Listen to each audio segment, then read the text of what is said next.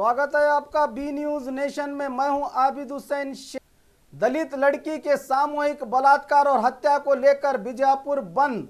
23 दिसंबर शनिवार कल दलित लड़की दानम्मा के साथ सामूहिक बलात्कार और हत्या के मामले को लेकर कड़ा विरोध करते हुए बीजापुर के शैक्षणिक संस्थान, प्रगतिपर संगठनों, दलित संगठनों, सामाजिक कार्यकर्ताओं, धार्मिक गुरुओं और राजनीतिक मुखंडों, ऑटो यूनियन तमाम के सहयोग से इस बंद का समर्थन किया। एक दिन बीजापुर बंद रखकर दानम्मा को इंसाफ दिलाने के लिए ये बंद मनाया जाने का संकेत दिया।